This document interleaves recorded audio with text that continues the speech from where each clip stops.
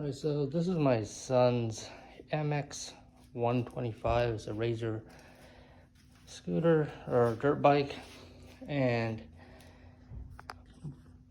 factory wise it does about 10.1 miles per hour per the meter we put on here. Just something off of a bicycle.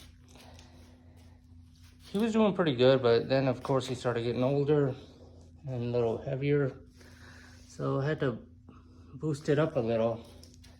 So now we're doing about 15.6 miles per hour is what we clocked it at, again with this meter.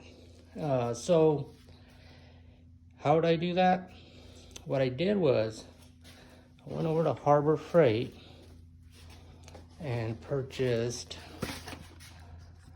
one of these batteries here, 18 volt lithium battery with a built-in charger.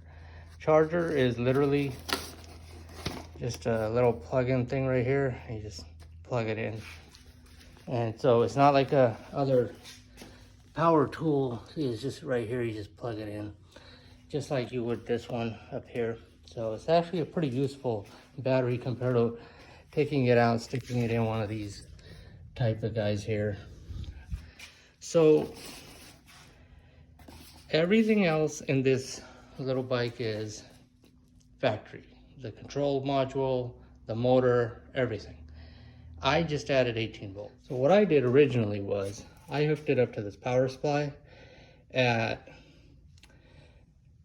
tried 16 volts. It didn't do much.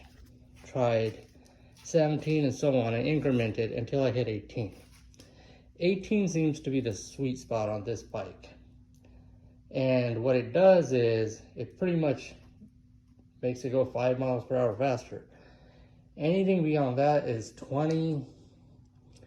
20 does basically what 18 does, volts, but you are pushing it now. I would say 18 might be the safest number, 18 volts. Does this motor get warm? Yes, it does. But that's continuous riding. This particular battery is only 1.3 amps. So it lasts, I'd say, about 15 minutes of playtime for a kid who's my son, being 3 years old. It lasts him, he enjoys it. Now in here, I left the original 12 volt battery. This is something I haven't seen other people do yet. Here's my 18 volt, which I just zip tied up here. And then there's the wires down here going into there.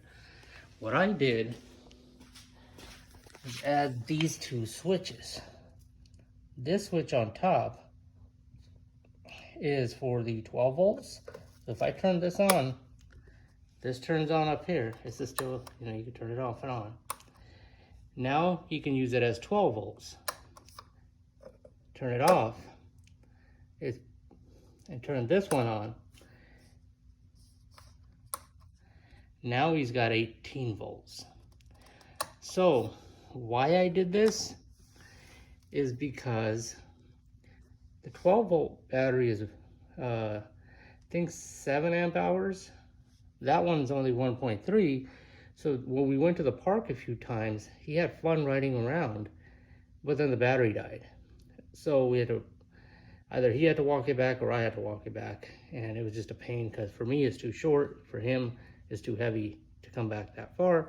So we left the 12, I wired it up so the 12 volt can switch on. Oops, light turned off.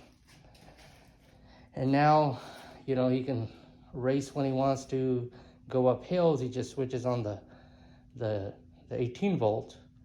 And when he wants to go slower or just kind of distance wise, he can play with turn on the 12 volts. So it's a fun little bike. Here's the basic schematic I made. I hope you can see this. Top is 12 volts, bottom is 18 volts. The logic is here. I don't show the fuses in here.